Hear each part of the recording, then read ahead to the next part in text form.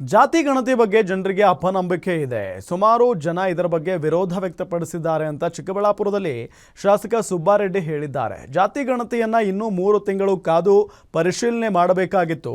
Digital app ಮುಖೇನ ಜನಗಣತಿ ಮಾಡಬಹುದಿತ್ತು. ಮ್ಯಾನ್ಯುಯಲ್ ಆಗಿ ಮಾಡಿರುವ ಜಾತಿ ಗಣತಿ ಸರಿಯಿಲ್ಲ ಅನಿಸುತ್ತಿದೆ ಅಂತ ಬಾಗೇಪಲ್ಲಿ ಶಾಸಕ ಹೇಳಿಕೆಯನ್ನ ಕೊಟ್ಟಿದ್ದಾರೆ. ಸ್ವಲ್ಪ ಅಪನಂಬಿಕೆ ಇದೆ, ಸರಿಯಾಗಿ ಆಗಿಲ್ಲ ಅನ್ನೋದು. ಸುಮಾರು ಜನ ಇದರ ಬಗ್ಗೆ ವಿರೋಧ ವ್ಯಕ್ತಪಡಿಸ್ತಾ ಇದ್ದಾರೆ. ಇಷ್ಟೇ ವರ್ಷ ಕಾದಿದ್ದೀವಿ, ಇನ್ನೊಂದು 3 ತಿಂಗಳು ಅವಕಾಶ ಕೊಟ್ಟು ಮರುಪರಿಶೀಲನೆ, ಹೊಸದಾಗಿ ಮಾಡೋದು ಬೇಡ, ಮರುಪರಿಶೀಲನೆ ಬಿಟ್ಟಿದ್ದೀವ ಇದೆಯಾ ಅಂತ.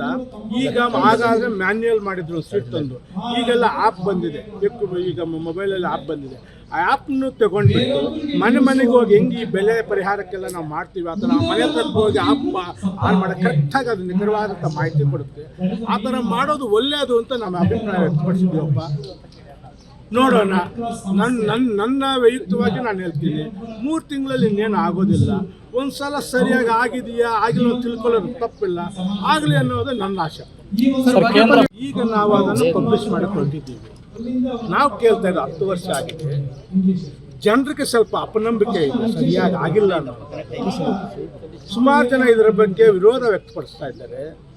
ಇಷ್ಟೇ ವರ್ಷ ಕಾದಿದ್ದೀವಿ, ಇನ್ನೊಂದು 3 ತಿಂಗಳು ಅವಕಾಶ ಕೊಟ್ಟು ಮರುಪರಿಶೀಲನೆ, ಹೊಸದಾಗಿ ಮಾಡೋದು ಬೇಡ, ಮರುಪರಿಶೀಲನೆ ಬಿಟ್ಟಿದ್ದೀವ ಇದೆಯಾ ಅಂತ. ಈಗ ಹಾಗಾದ್ರೆ ಮ್ಯಾನ್ಯುಯಲ್ ಮಾಡಿದ್ರು ಸೀಟ್ ತಂದು, ಈಗೆಲ್ಲ ಆ್ಯಪ್ ಬಂದಿದೆ, ಈಗ ಮೊಬೈಲಲ್ಲಿ ಆ್ಯಪ್ ಬಂದಿದೆ. ಆ ಆ್ಯಪ್ನು ತಗೊಂಡ್ಬಿಟ್ಟು ಮನೆಗೆ ಹೋಗಿ ಹೆಂಗೆ ಈ ಬೆಲೆ ಪರಿಹಾರಕ್ಕೆ